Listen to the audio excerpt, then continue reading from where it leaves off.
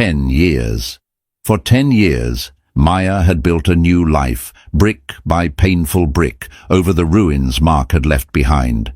But one night, at their high school reunion, he tried to tear it all down.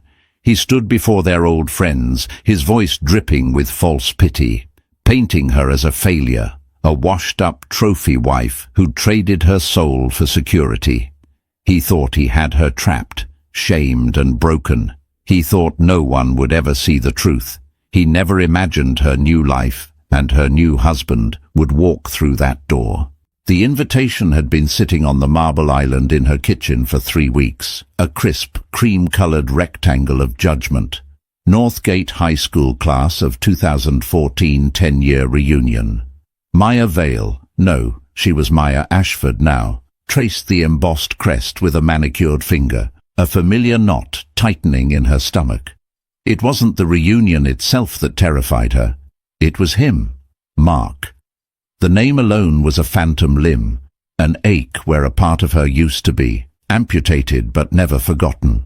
Her husband, Rowan Ashford, walked into the kitchen, his quiet presence a stark contrast to the storm in her mind. He was a man carved from a different kind of stone than Mark. Where Mark was loud, brash ambition, Rowan was the silent, unshakable strength of a mountain. He placed a hand on her shoulder, his touch gentle, his gaze perceptive. "You're thinking about it again," he said, his voice a low, calming rumble. It wasn't a question. Maya let out a breath she didn't realize she'd been holding. "It's ridiculous. Why do I still let him have this power over me? It's been 7 years since the divorce." "Because wounds heal, May, but scars remain. He was your first everything. That kind of history doesn't just evaporate." Rowan's thumb drew a slow circle on her shoulder blade. He understood, more than anyone, the intricate web of her past. He knew the story Mark told the world, the ambitious young lawyer and his supportive, simple wife who just couldn't keep up. But Rowan knew the truth, the constant belittling, the gaslighting, the way Mark had systematically dismantled her confidence until she felt like a ghost in her own life. "I don't want to go," she whispered, turning to face him. His eyes, the color of warm whiskey, held no judgment, only a deep, unwavering affection that still, after 4 years of marriage, sometimes felt too good to be true. "Then we won't," he said simply. That was the thing about Rowan. He never pushed. He offered sanctuary, a quiet place for her to land. It was that very quality that made her want to be stronger. "No, I have to. If I don't, he wins. He'll tell everyone I was too scared to show my face, that I'm hiding." She looked around their kitchen, a sprawling space of glass and steel, overlooking the twinkling lights of downtown Chicago from their penthouse apartment. "He'll say I'm hiding in my gilded cage." The phrase was a direct quote from Mark's last email, a venomous diatribe sent after he'd learned of her engagement to Rowan, a man whose net worth eclipsed Mark's wildest ambitions. Mark had built a successful career as a high-profile litigator, but Rowan Ashford owned the kind of generational wealth that made men like Mark feel small, and Mark hated feeling small.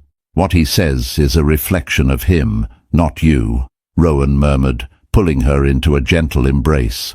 She breathed in his scent, sandalwood and clean linen, a world away from Mark's cloying, expensive cologne that always smelled of insecurity. "Intellectually, I know that," she said, her voice muffled against his chest. "But emotionally, I'm still that 24-year-old girl who believed everything he said about me. That I was lucky to have him. That I wasn't smart enough, or ambitious enough, or interesting enough on my own." The night of the reunion arrived like a slow-motion storm cloud.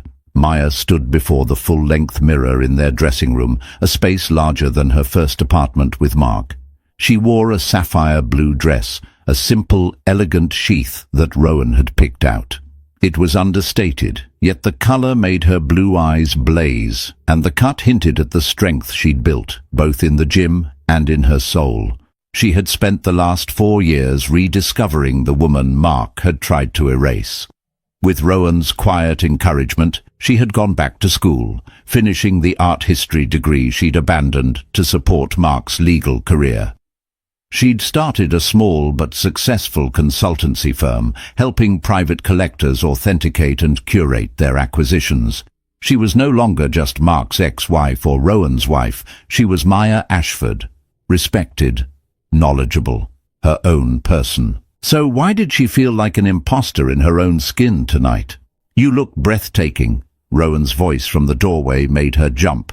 He leaned against the frame, already in his suit, a perfectly tailored Tom Ford masterpiece that made him look less like a businessman and more like a movie star. But his eyes weren't on the dress, they were on her face. "But you also look like you're about to face a firing squad." She gave him a weak smile. "Same difference." He walked over, his hands finding her waist. "He's going to try and get to you, May. He'll use our old friends as an audience. He'll play the victim, the magnanimous ex-husband who is so worried about you." He mimicked Mark's pompous tone perfectly. "He'll hint that you traded up, that you're nothing but a gold digger. He will try to invalidate everything you've built." "I know," she said, her voice tight. "And what will you do?" Maya looked at her reflection, at the woman staring back at her. The fear was still there, a faint tremor behind her eyes. But underneath it, something else was stirring, a flicker of defiance. The woman Mark had married would have crumbled. The woman Rowan loved was made of sterner stuff. "I will smile," she said, her voice gaining strength. "I will be polite, and I will not, under any circumstances, let him see me bleed." Rowan's lips curved into a proud smile. He was supposed to be at a charity gala tonight, a prior commitment he couldn't break. He would join her at the reunion later if he could get away. For the first few hours, she would be on her own. It was a test, she knew. Her own personal Everest. As the chauffeur-driven car sliced through the city streets, each mile brought her closer to the Northgate Country Club, the site of the reunion, and a decade back in time. She clutched her small evening bag, her knuckles white. It wasn't just about seeing Mark, it was about facing the ghosts of who she used to be and proving once and for all that the gilded cage was not a prison but a fortress she had helped build. And tonight, for the first time, she was ready to defend it. The Northgate Country Club was exactly as she remembered it, a sprawling brick monolith of old money and suffocating tradition. The air inside the grand ballroom was thick with the ghosts of teenage insecurities, now masked by expensive perfumes, forced smiles, and the quiet hum of professional one-upmanship. It was a symphony of nostalgia and regret, and Maya felt a wave of it wash over her as she stepped through the door. For a moment, she was frozen, an easy target. Faces turned. Whispers erupted like brushfires, and she could feel the collective weight of 10 years of gossip settle upon her. "That's Maya Vale. You know, Mark's ex. Did you hear who she's married to now?" Then a familiar, welcome voice cut through the noise. "May, my God, you came!" Jessica Tran, her best friend since kindergarten, broke away from a small group and enveloped her in a fierce hug. Jess, now a sharp-witted pediatrician with 2 kids and a perpetually tired but happy glow, had been her rock during the divorce. She was one of the few who had seen the cracks in Mark's perfect facade from the beginning. "I almost didn't," Maya admitted, her voice tight with tension. "Well, you look incredible, like take no prisoners, burn it all down incredible," Jess said, holding her at arm's length. "That color on you is a power move." Maya managed a genuine smile. "It's my armor for the evening." "Good. You're going to need it. The jackal is holding court by the bar." Maya's eyes instinctively followed Jess's gaze. And there he was, Mark. He hadn't changed much physically. He still had the same sandy blonde hair, the athletic build from his college football days, and the smile that could sell ice to an Eskimo. He was surrounded by a rapt audience. Old teammates, former cheerleaders, the people who had always orbited him. He was gesturing with a glass of scotch in his hand, his voice carrying across the room, full of the easy, practiced charm that had once captivated her. He hadn't seen her yet, Her heart hammered against her ribs, a frantic bird trapped in a cage. "Breathe, May. Just breathe." "Come on," Jess said, grabbing her hand and pulling her towards a quieter corner. "Let's get a drink in you, and you can tell me all about that art deal in Florence. I need to live vicariously through someone who doesn't spend her days looking at pictures of rashes." For the next hour, Maya managed to exist in a carefully constructed bubble. She and Jess reconnected with a few genuinely kind people from their past. Nerdy, sweet David Chen, now a successful app developer, and quiet, artistic Sarah Bell, who owned a thriving floral design business. The conversations were light, safe. They talked about careers, families, the absurdity of getting older. Maya found herself slowly relaxing, the knot in her stomach loosening its death grip. Maybe this wouldn't be so bad. Maybe he would just ignore her. It was a foolish hope. She saw the exact moment he noticed her. His smile faltered for a fraction of a second. His eyes, the pale, chilly blue she once thought were so beautiful, narrowed slightly. A predator spotting its prey. He excused himself from his group, his movements smooth and deliberate as he began to weave his way through the crowd towards her. Jess squeezed her arm. "Showtime," she muttered under her breath. "Remember who you are." Maya squared her shoulders, her fingers tightening around the cool glass of her sparkling water. She would not run. She would not hide. "Maya, I almost didn't recognize you," Mark said, stopping in front of them. His voice was a silken sheath over a blade. His eyes did a slow, deliberate sweep of her body, from her designer heels to her simple pearl earrings, lingering for a moment on the sapphire and diamond ring Rowan had given her. It was a look designed to be both appreciative and dismissive, as if he were appraising livestock. "You clean up well." It was the same backhanded compliment he'd used for years. "You look nice tonight, May. It's amazing what a little effort can do." The old Maya would have flushed and stammered. The new Maya met his gaze without flinching. "Hello, Mark. You haven't changed at all." She delivered the line with a cool, neutral tone, letting the ambiguity hang in the air. A flicker of annoyance crossed his face before he masked it with his trademark charm. Still the same old Mark, working hard, fighting the good fight. He turned his smile on Jess. "Jess, great to see you. How's the family?" He was playing the part of the gracious, friendly guy, the bigger person. It was a calculated performance for the people who were now subtly watching their interaction. "We're great, Mark," Jess replied, her tone clipped and cool. Mark's attention snapped back to Maya. "So I hear congratulations are in order. You landed the big one, Rowan Ashford. That's impressive. Must be nice not to have to worry about anything anymore." The first shot had been fired. It was subtle, a carefully worded insinuation lobbed in front of their peers. "You didn't earn your life, you married it." "I'm very happy, Mark," Maya said simply, refusing to take the bait. "Oh, I'm sure you are.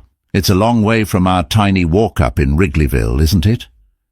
He laughed, a sound that was meant to be shared and nostalgic, but was edged with something sharp and bitter. "Remember how we used to count pennies to afford pizza on a Friday night? I guess you're eating off gold plates now, huh?" He was building his narrative, piece by piece.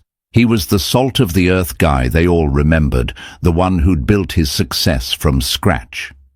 She was the one who had taken a shortcut, who had abandoned their shared history for a life of unearned luxury. He was creating a power imbalance, casting himself as the relatable hero and her as the detached, unknowable elite. "I remember our history very well, Mark," she said, her voice dropping a notch, a hint of steel entering her tone. "I remember all of it." His smile tightened. He knew she wasn't just talking about the pizza. She was talking about the nights she'd stayed up typing his briefs, the promising job interviews she'd turned down so she could support his dreams, the inheritance from her grandmother that had paid for his bar exam fees, an investment he had long since forgotten to mention. He was about to retort when someone clapped him on the shoulder. It was Tom Riley, the former quarterback and one of Mark's closest acolytes. "Mark, buddy, we're about to do toasts. You've got to say a few words." Mark's face lit up. An audience, a microphone. It was his natural habitat. He gave Maya a final, condescending smirk. "You'll have to excuse me. Some of us still have to network." He turned and walked towards the stage, leaving Maya standing in the silent, churning wake of his arrival. Jess let out a low whistle. The narcissist has landed, and he's preparing for a public execution. Maya watched him take the stage, her blood running cold. This was worse than she had imagined. He wasn't just going to shame her in a private conversation. He was going to do it in front of everyone. The clinking of a knife against a champagne flute cut through the ballroom's chatter, a high, piercing sound that demanded attention. Every head turned towards the small, makeshift stage where Mark stood, bathed in the warm glow of a spotlight. He held a microphone in one hand and his half-empty glass of scotch in the other, looking every bit the master of ceremonies. To anyone who didn't know him, he looked confident, charming, and completely at ease. Maya knew better. She recognized the predatory gleam in his eyes, the subtle tension in his jaw. This was Mark in his element, a courtroom of his peers, and he was both prosecutor and star witness. "Hey, everyone!" he began, his voice booming through the speakers. A chorus of cheers and whistles answered him. "It is so good to see all of you. 10 years. Can you believe it? Some of us look a little older." He paused for laughter. "Some of us look a little richer." His eyes swept the room and landed, for a pointed second, on Maya. "And some of us are just happy to still be standing." He was a master of insinuation. Each word was a carefully chosen pebble tossed into the pond of public opinion to create ripples of speculation. Maya stood rigid, Jess's hand a warm, steadying presence on her back. She could feel the curious glances of their classmates, their faces a mixture of intrigue and pity. "I look around this room and I see a lot of success stories," Mark continued, his tone shifting to one of feigned sincerity. "Doctors, entrepreneurs, parents, people who have worked their tails off to build something real, something they can be proud of." He took a sip of his scotch, letting the statement hang in the air. The subtext was clear. Real success was earned through struggle, not marriage. His gaze found Maya again, this time holding it. He raised his glass in a mock toast. "And I want to give a special shout-out to my ex-wife, Maya Vale." A murmur went through the crowd. It was audacious, even for Mark. To call her out by her maiden name, to do it so publicly. It was a calculated move to strip her of her current identity and drag her back into a past he controlled. "Some of you might not know, but May and I were high school sweethearts. We built a life together from nothing." He shook his head, a sad, nostalgic smile playing on his lips. "I put everything I had into my career, into building a future for us. And she was right there alongside me, for a while." The phrase, "for a while," was laced with a delicate poison. It suggested she had abandoned the mission, that she had lacked the fortitude to see the struggle through. Maya's hands clenched into fists at her sides. She could feel the blood pounding in her ears. He was rewriting their history in real time, painting himself as the hard-working, forsaken husband. "Life takes us in different directions," he went on, his voice dripping with false magnanimity. "Paths diverge. People change. And while my path was maybe a little steeper, a little harder, I wouldn't trade the grind for anything. It builds character. It teaches you what's really important." He was spinning a web, and she was at the center of it. Every word was designed to diminish her, to frame her present happiness as shallow and unearned. He was preying on the classic trope of the gold digger, a narrative as old as time and just as effective. He knew that in a room full of people who had spent the last decade climbing corporate ladders and paying off mortgages, his story of grit would be far more relatable than her story of marrying a billionaire.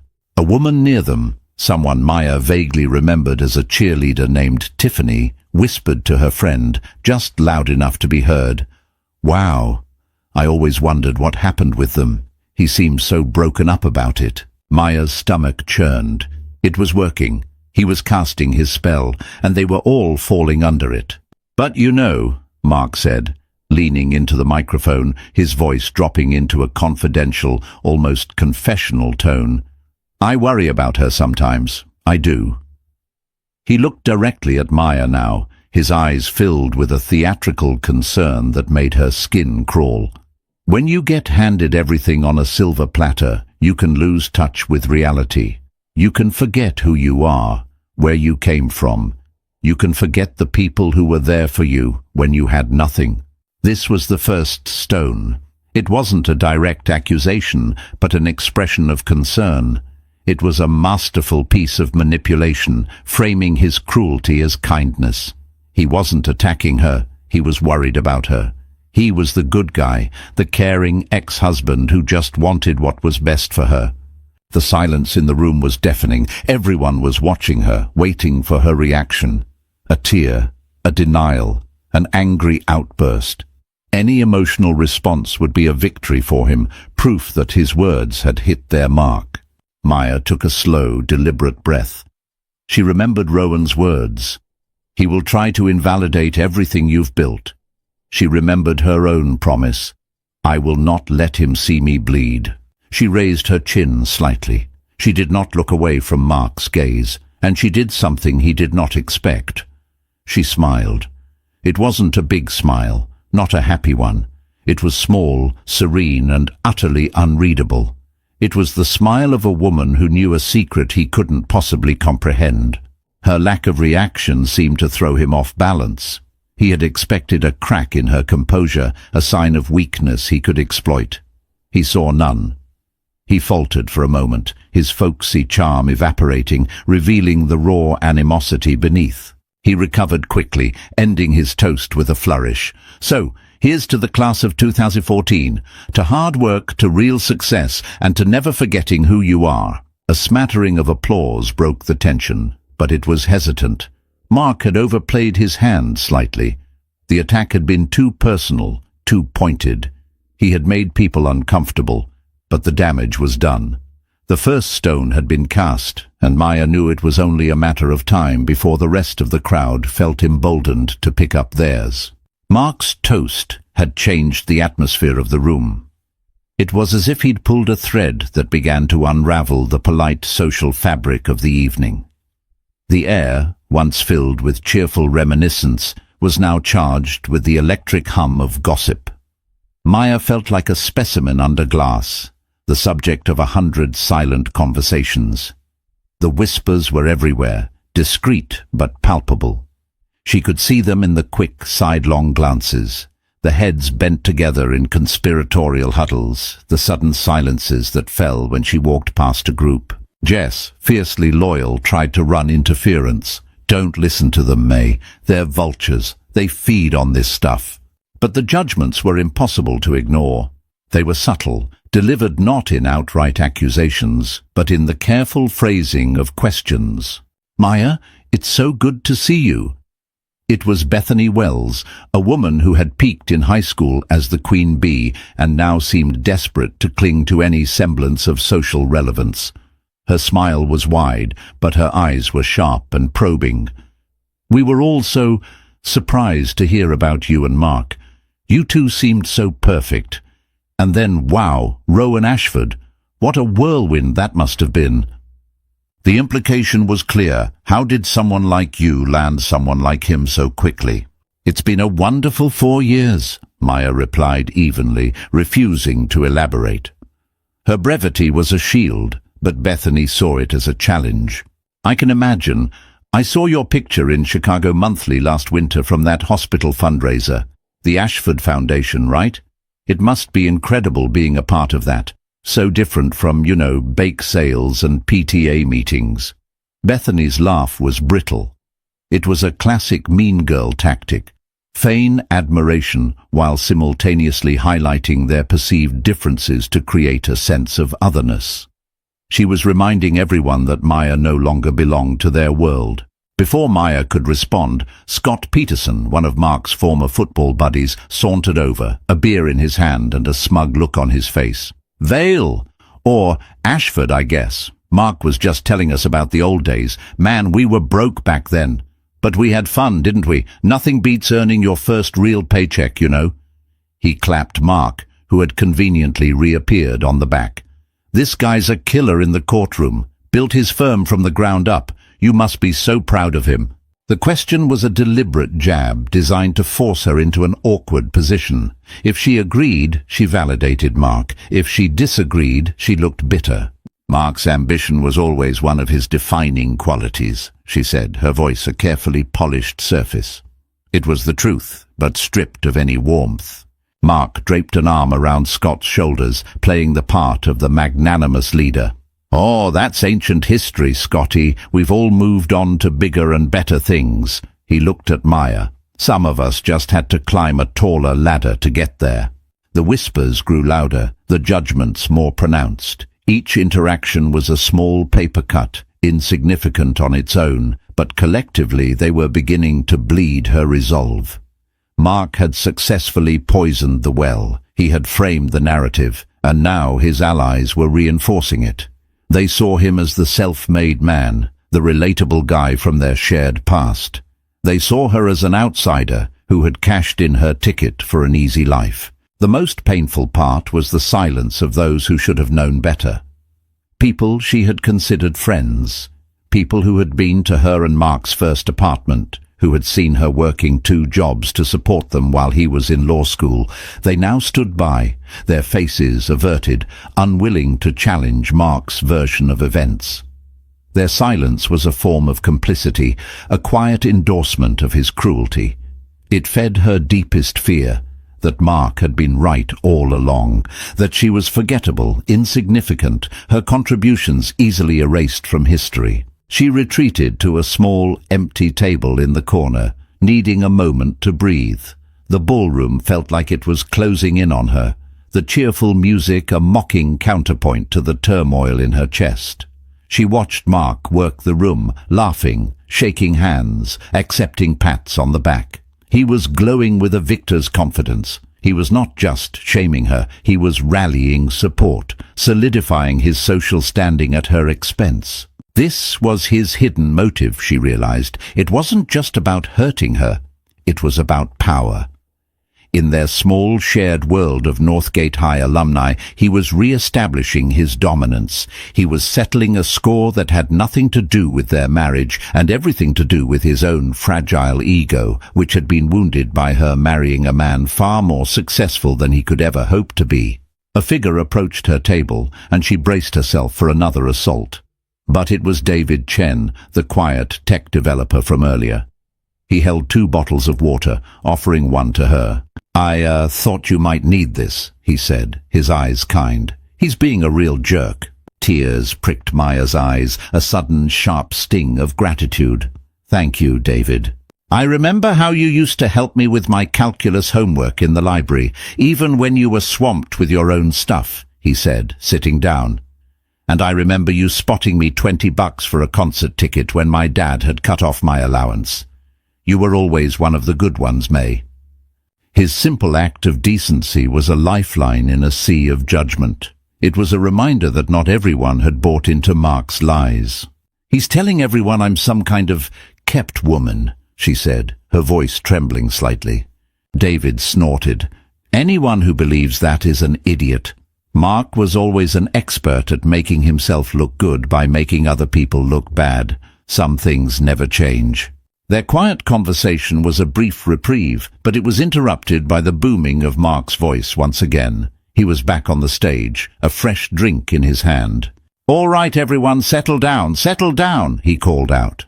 "A few of us were just talking, and we thought it would be fun to share some where are they now stories. But let's make it interesting. Let's talk about our biggest failure on the road to success, because that's where the real learning happens, right?" His eyes found Maya across the room, and a slow, cruel smile spread across his face. He was raising the stakes, preparing to deliver the killing blow. He was going to turn her life into a cautionary tale.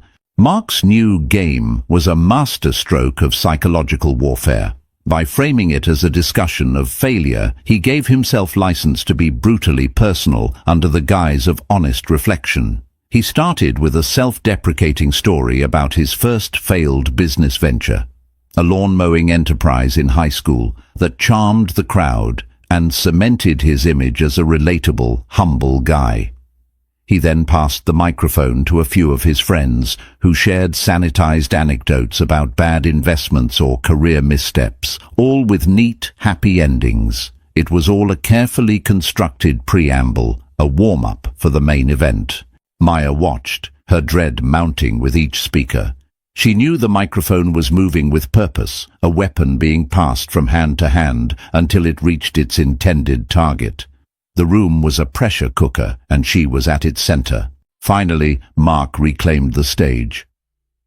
"This has been great, guys. A real lesson in resilience."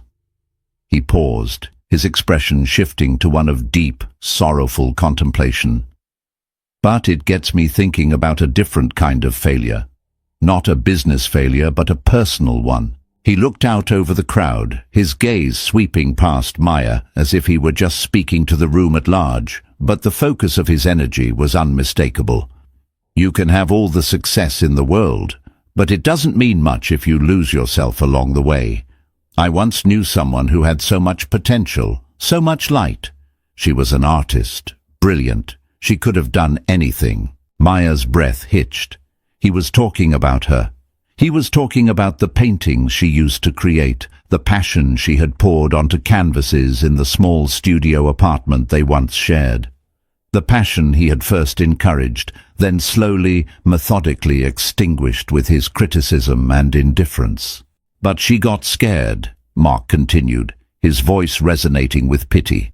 "She let her fear of failure paralyze her. She gave up on her dreams. She chose the easy path. A comfortable life, a beautiful home, but at what cost? What happens when you trade your soul for security?" The words struck her with the force of a physical blow. It was the exact narrative he had used to control her for years.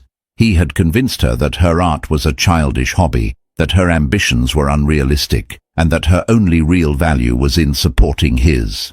Now, he was presenting this distorted reality as a tragic tale of her own making. He was erasing his role as the architect of her insecurity and recasting himself as the mournful witness to her downfall. He was unraveling her thread by thread in front of everyone they had ever known. "And the saddest part," he said, his voice dropping to a near whisper, "is that I don't think she even realizes what she's lost. She's living in a beautiful gilded cage, but she's forgotten how to fly." He finally turned his gaze directly to her, his eyes filled with a chilling mixture of pity and contempt. "I see her now, and all I see is a ghost of the girl I used to know. And that, my friends, is a tragedy." Silence, thick, suffocating silence. He had done it. He had painted her as a hollow shell, a failure not of career, but of character, a woman who had sold her very essence for a life of luxury. It was a perfect, damning portrait, and in the shocked, pitying faces of her classmates, she could see that they believed him. The carefully constructed walls of her composure began to crumble. The sapphire dress felt like a costume, her confidence a fragile mask. Underneath, she was that 24-year-old girl again, the one who looked in the mirror and saw only what Mark told her was there. Not enough. Never enough. The room began to spin, the faces blurring into a kaleidoscope of judgment. The whispers were no longer whispers, they were a roar in her ears. Gold digger, failure, empty, ghost. Jess grabbed her hand, her knuckles white. "May, breathe! He's lying! It's all lies!" But the lies were so potent because they were built around a kernel of her own buried fears. Had she taken the easy way out? Was her life with Rowan, as wonderful and loving as it was, a beautiful distraction from her own abandoned potential? Mark's poison was working because it was activating a poison she had been carrying inside herself for years. He had won. He had stripped her bare, exposed her deepest insecurities, and invalidated her entire existence in less than 5 minutes. He stepped off the stage, not looking at her, his work complete. He was immediately surrounded by sympathetic friends, offering him a consoling pat on the shoulder, their expressions confirming that they saw him as the noble, wounded party. Maya felt a desperate need to flee, to run from the room, from the pitying stares, from the suffocating weight of Mark's narrative. She took a half-step towards the exit, her vision tunneling.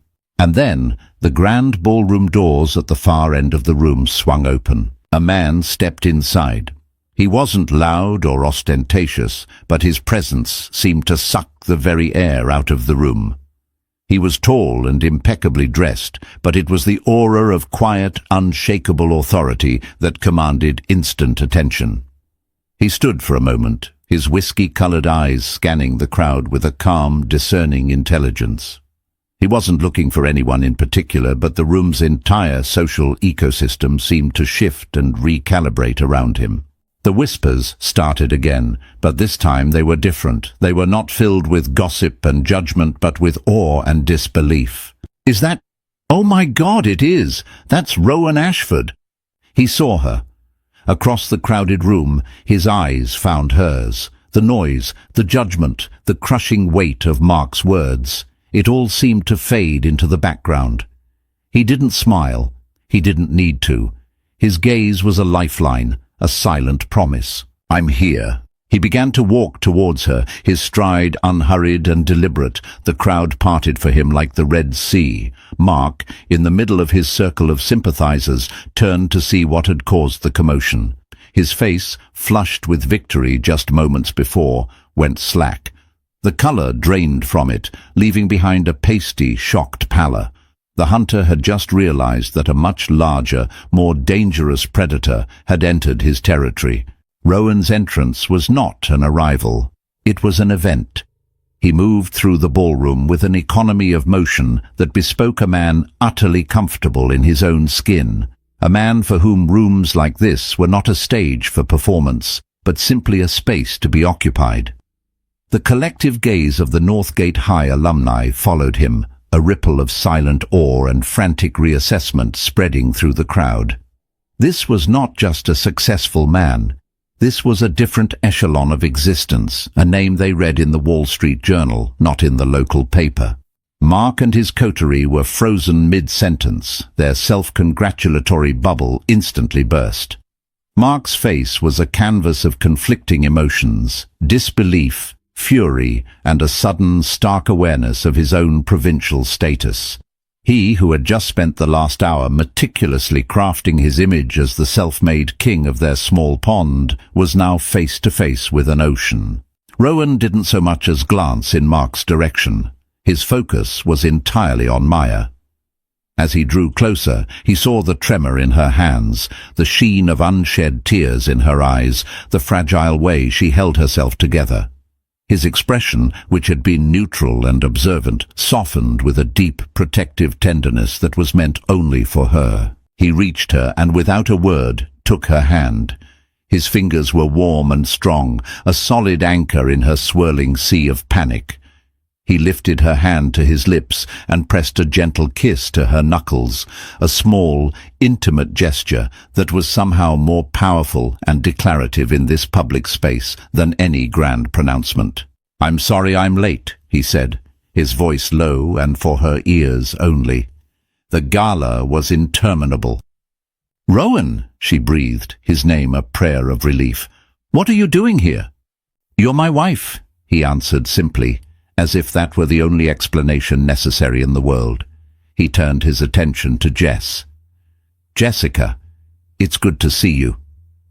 "You too, Rowan," Jess said, her eyes wide with a mixture of shock and admiration. "Your timing is impeccable." Rowan's gaze finally drifted from Maya, sweeping over the room. He took in the stunned faces, the awkward silence, and then, finally, he allowed his eyes to land on Mark. He didn't glare. He didn't glower. He simply looked. It was a calm, appraising gaze, the kind a geologist might give a common rock. In that single dismissive glance, he stripped Mark of all his bluster and bravado, rendering him small and insignificant. Mark, recovering some of his composure, puffed out his chest and took a step forward, forcing a bravado he clearly didn't feel. "Ashford, I'm Mark Reynolds, Maya's ex-husband. We haven't been formally introduced." He stuck out his hand, a desperate attempt to assert some form of equality, to prove he belonged in the same ring. Rowan looked down at the offered hand for a long moment, not with contempt, but with a kind of detached curiosity. Then he looked back up at Mark's face, his expression unreadable. He made no move to shake it. "An introduction isn't necessary," Rowan said, his voice quiet but carrying with absolute clarity in the silent room. "I know who you are." The simple statement was devastating. It implied a history, a knowledge that went beyond a simple name. The hand Mark had offered hung in the air for a painful second before he awkwardly let it drop to his side. A flush of angry humiliation crept up his neck. Rowan turned his body slightly, creating a subtle but unmistakable barrier between Mark and Maya. He had taken control of the space, of the entire dynamic, without raising his voice or making a single threatening move. His power wasn't in what he did, but in what he didn't need to do. "I believe you were entertaining everyone with stories," Rowan said, his eyes still on Mark. "Something about failure?" Mark swallowed hard. "Just some old friends sharing stories. You know how it is?" "I'm not sure I do," Rowan replied, his tone still mild, almost conversational. "My wife is one of the most resilient and courageous people I have ever met. Her definition of success might differ from yours. You see, she measures it not by the noise you make, but by the quiet integrity with which you build a life. Not by the dreams you loudly proclaim, but by the ones you quietly, diligently achieve." Each word was a precise, surgical cut, dismantling the very foundation of the narrative Mark had so carefully constructed. He wasn't just defending Maya, he was redefining the terms of the entire debate. Maya stared at him, her heart swelling with a feeling so immense she could hardly contain it. He hadn't stormed in, fists swinging. He hadn't caused a scene. He was defending her with his intelligence, his dignity, and his unwavering belief in her. He was showing everyone in the room the man he was, and in doing so, he was showing them the woman he saw when he looked at her. The onlookers were captivated. This was a drama far more compelling than Mark's self-pitying monologue. It was a quiet, deadly clash of two vastly different kinds of power. One was loud, insecure, and built on the subjugation of others. The other was quiet, absolute, and rooted in conviction. "I think," Rowan said, his gaze finally releasing Mark and turning to the rest of the room, a hint of steel now underlying his calm tone, "that the game is over." He then looked back at Maya, his face softening once more. "Shall we get some air?" He didn't wait for an answer. Keeping her hand firmly in his, he began to lead her away from the toxic epicenter of the room. The crowd once again parted for them. They walked past the stunned faces, the open mouths, the dawning comprehension in the eyes of their classmates. As they reached the doors, Maya chanced one last look back. Mark was standing alone, his former audience having subtly drifted away, not wanting to be associated with the losing side. He looked deflated, his cheap victory having turned to ash in his mouth. For the first time that night, he looked exactly like what he was, a bully who had just been put in his place. The cool night air was a balm on Maya's flushed skin. Rowan led her through a set of French doors onto a deserted stone terrace overlooking the golf course.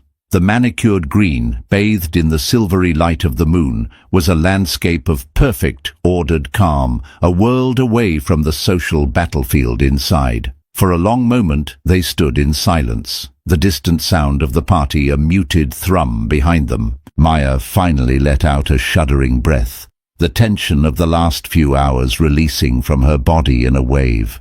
"Thank you," she whispered, her voice thick with emotion. "You didn't have to do that." "Yes," Rowan said, turning to face her, his hands finding hers and holding them gently. "I did. I will not stand by and allow someone to speak about my wife that way, ever. He made me feel so small," she confessed, the shame of it still clinging to her. For a minute there, I almost believed him. I almost believed I was that person he described. He described a ghost, Rowan said, his voice firm, a fiction he created to soothe his own ego. The woman I see is a brilliant art consultant who single-handedly brokered the acquisition of a Monet for one of the most demanding collectors in the world. The woman I see is a partner, my most trusted advisor. The woman I see just secured a seat on the board of the Children's Literacy Foundation. A ghost couldn't do that, May. Only a formidable woman could. He was listing her accomplishments, not as a defense, but as a statement of fact. He was holding up a mirror, forcing her to see the reflection he saw, the truth that Mark's vitriol had tried to obscure. Just then, the French doors opened again. It was Mark. His face was a thunderous mask of rage. The public humiliation had festered, and his need for confrontation had overridden any sense of self-preservation. "I need to talk to you," he snarled, pointing a finger at Maya. "Alone." Rowan stepped forward slightly, a subtle but impassable shield. "I don't think so." "This is between me and her," Mark insisted, his voice rising. "This is about our history. You have no idea what we went through." "Oh, but I think I do," Rowan said, his voice dropping to a dangerously quiet level. The calm conversationalist was gone, replaced by a man of cold, hard authority. "I know, for instance, about the inheritance your wife received from her grandmother, the one that paid for your law school tuition and bar exam fees. An inheritance that was never repaid, not even acknowledged. I suppose that was part of the struggle you built your career on." Mark's jaw went slack. He looked as if Rowan had slapped him. How did you know that?" "When I fell in love with Maya, I made it my business to understand everything she had been through," Rowan said, his eyes like chips of ice. "I know about the job offer she had from the Art Institute of Chicago, the one you convinced her to turn down because it would have required her to travel, and you needed her home to type your briefs and host dinners for your partners. You called it a sacrifice for our future. An interesting term for sabotaging your wife's career to advance your own." Maya stared at Rowan, stunned. She had told him these things, of course, in quiet, tearful confessions over the years. But to hear them laid out so clinically, so factually, as evidence in a case against Mark, it was breathtaking. Rowan hadn't just listened to her pain, he had catalogued the injustices. "And I know," Rowan continued, his voice relentless, "that after your first big case, when you bought yourself a Porsche, you told Maya there wasn't enough money left for her to take the master's program she'd been accepted to, even though the tuition was less than a quarter of the price of your car." Mark was pale, stumbling backwards a step. "That's not... It was more complicated than that." "Was it? Or was it simply that your success required her failure, that for you to feel big, she had to be kept small?" Rowan took a step closer, and for the first time, Mark looked genuinely afraid. "You didn't just divorce her, Mr. Reynolds. You tried to systematically dismantle her. Her confidence, her ambition, her sense of self-worth. You speak of a gilded cage, but the only cage Maya was ever in was the one you built for her, brick by brick, with your insults, your condescension, and your monumental selfishness." The truth, delivered in Rowan's cold, precise monotone, was more damning than any angry shout. It sucked all the oxygen from the terrace. Mark stood exposed, not as a wronged ex-husband, but as a petty, emotional abuser. His hidden motives were no longer hidden. They were laid bare for all to see. It was never about love or history. It was about jealousy.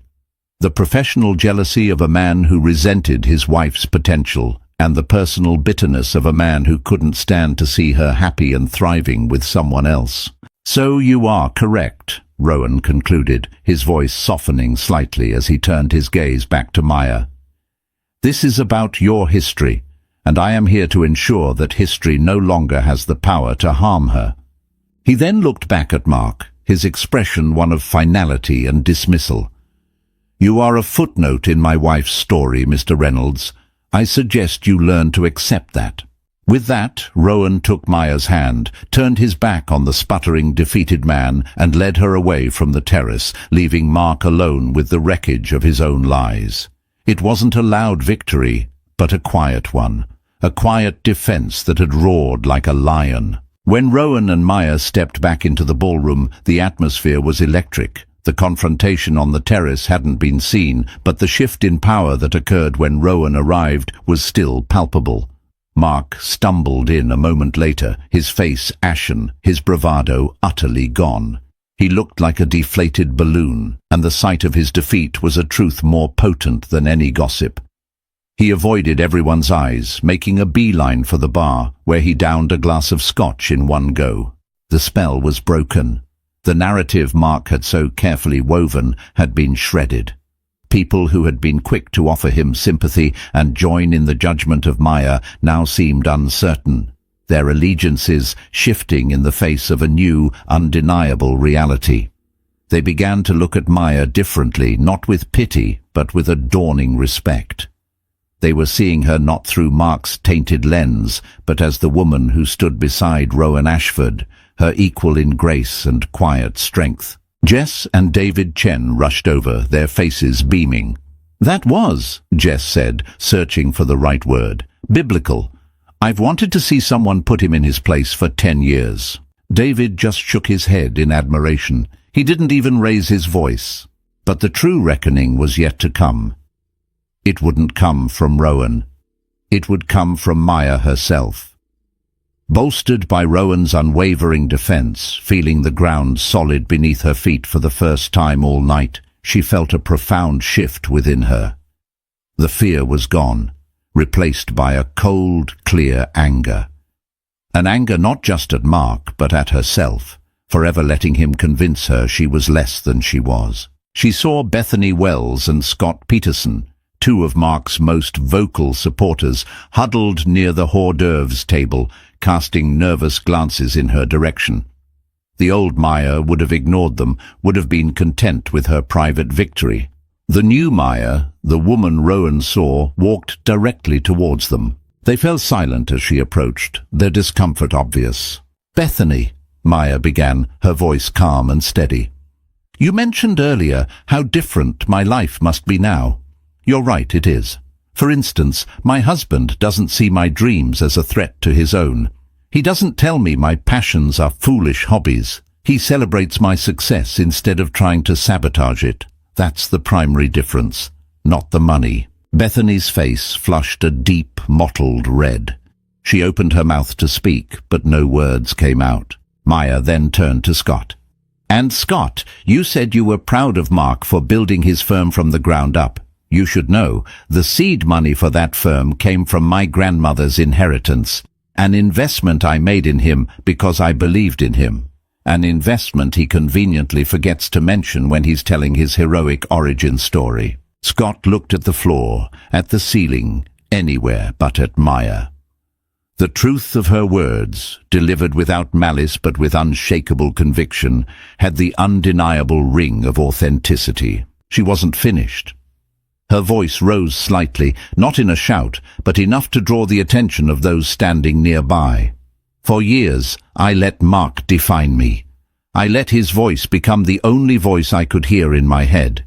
He told me I was weak, so I felt weak. He told me I was nothing without him, and I believed him." She looked across the room at Mark, who was watching the scene unfold, trapped and powerless. But he was wrong. The words were simple, but they resonated with the force of a revelation. It was her declaration of independence, spoken not just to the room, but to the ghost of the girl she used to be. "My life didn't begin when I met Rowan Ashford. It began when I left Mark Reynolds. Everything I have because I finally started believing in myself. The love and support of a good man was the fortunate tailwind, but I was the one who learned to fly again." Her speech was met with a stunned silence. She had not only defended herself, she had reclaimed her own story. She had taken the ugly, twisted narrative Mark had created and set it on fire. In its place, she had offered them the truth, and it was far more compelling. The reckoning was quiet, but absolute. It was in the ashamed faces of those who had been so quick to judge her. It was in the newfound respect in the eyes of her old classmates. It was in the way Bethany couldn't meet her gaze, and Scott suddenly found his shoes fascinating. And then a sound broke the silence. Applause. It started with Jess and David, but it spread. Sarah Bell, the florist, began to clap. A few others joined in. It wasn't a thunderous ovation, but a ripple of support, an acknowledgement of her courage. Rowan had been standing back, allowing her to have her moment. Now he came to her side, his eyes shining with pride. He took her hand and squeezed it.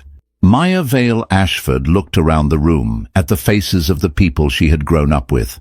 She was no longer a ghost here. She was real, she was whole, and she was, finally, free. The reunion was no longer a lion's den. It was just a room full of people, and she was no longer afraid. Maya's story is a powerful reminder that our past doesn't have to define our future. It shows that true strength isn't about never falling down. It's about having the courage to get back up and reclaim your own narrative. She fought back against the lies not with anger, but with the quiet dignity of the truth, proving that the most powerful voice you can have is your own. Her journey from a gilded cage to a life of authentic freedom is an inspiration to anyone who has ever felt small. If this story of betrayal, redemption, and the incredible power of self-worth resonated with you, please hit that like button, share it with someone who needs to hear it, and subscribe for more emotional stories that feel like real life.